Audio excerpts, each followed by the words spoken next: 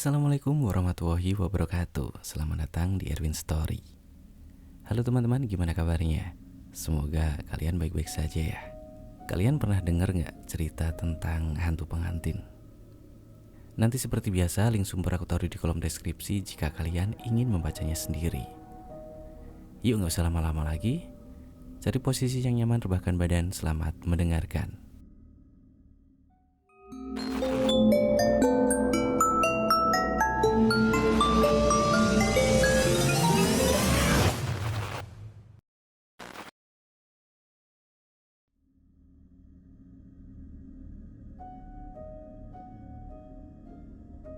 Cerita ini aku alami ketika aku duduk di bangku kelas 2 SD. Kalian boleh menganggap ini cerita fiksi atau khayalan anak kecil atau menganggap serius. Tapi kejadian ini aku alami sendiri dan saksi untuk cerita ini masih hidup, bahagia dan sehat sentosa tentunya. Aku ingat saat itu aku dan teman-teman sekelas sedang berada di dalam kelas karena pembelajaran masih berlangsung. Tetapi entah karena sebab apa, guru yang bertugas mengajar kami saat itu meninggalkan kelas. Saat itu suasana kelas masih hening. Karena sebelumnya guru meninggalkan kelas, ia memberikan tugas kepada kami agar tidak ribut. Namun keheningan itu hanya bertahan sesaat.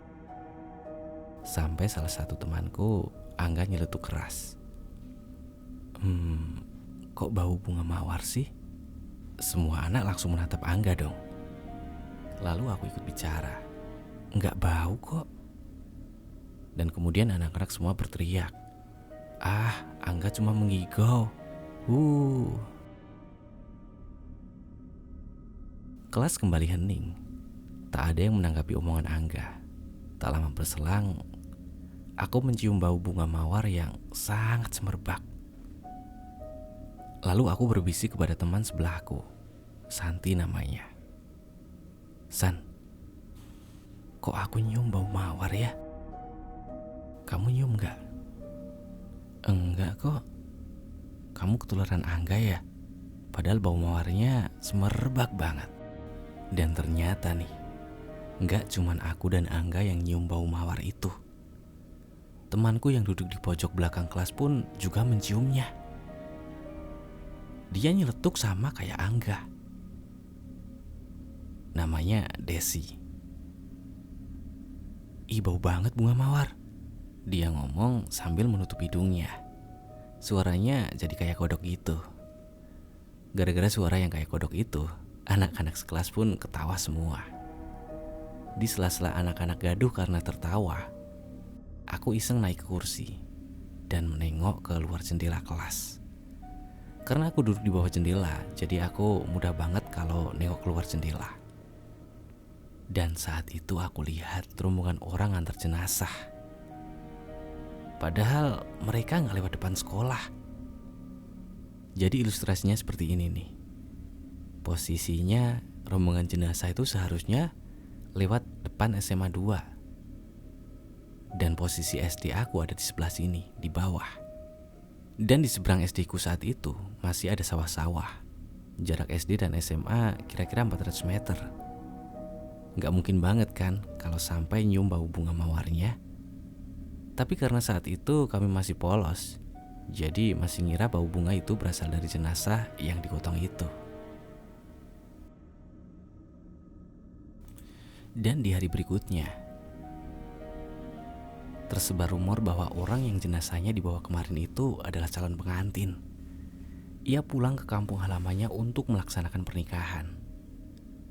Namun di tengah perjalanan pulang, ia mengalami kecelakaan dan langsung tewas di tempat.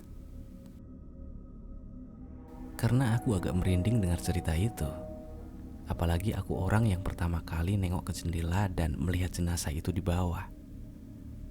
Nyaliku agak menciut dan memutuskan untuk duduk di bangku belakang agar bisa duduk bertiga. Jadi di kelasku waktu itu ada sepasang meja dan kursi satuan. Ada juga meja panjang dengan bangku panjang. Untuk bangku-bangku panjang diletakkan di deretan kelas paling belakang. Nah, kupikir dengan duduk dempet-dempetan aku ngerasa aman. Ternyata malah sebaliknya. Pada hari itu panasnya matahari terik banget. Anak-anak di kelas kepanasan semua. Mereka kipas-kipas pakai buku catatan, tapi aku gak ngerasa kepanasan. Malah kedinginan sampai menggigil. Teman-temanku yang duduk menghimpitku pun merasa gerah. Mereka merasa aneh denganku. Lalu ada seorang temanku yang duduk di bangku depanku, menoleh ke aku dan bertanya, "Pit, kamu kedinginan? Coba tengok tembok belakangmu dan lihat ke atas." Aku pun menjawab, "Gak ada apa-apa tuh nih." "Oh, kamu gak lihat ya?" Setelah itu dia balik badan, menghadap ke depan lagi. Aku dan kedua teman yang menghimpitku pun bertatapan penuh tanda tanya. Dan di esok harinya Ani menghampiriku dan mengatakan bahwa ada hantu pengantin yang duduk di atasku sambil ngiler. Ilernya itu jatuh ke pundakku, makanya aku kedinginan. Sumpah, merinding banget kalau aku ingat. Dan mitos yang berkembang di desa tempat SD ku berada, jika ada calon pengantin yang akan menikah kemudian ia meninggal, hantunya atau jin yang menyerupainya bakal ngiler. Ya, agak aneh memang, tapi ya begitulah. Dan cerita pun selesai. Gimana menurut kalian? Sumpah ceritanya pendek banget ya. Tapi gak apa-apa lah. Untuk untuk memotivasi diri aku sendiri agar bisa konten lagi. Oke, gimana menurut kalian? Ceritanya biasa aja sih ya, tapi lumayan lah. Ya udah, saya Erwin, sampai ketemu di cerita selanjutnya. Bye bye.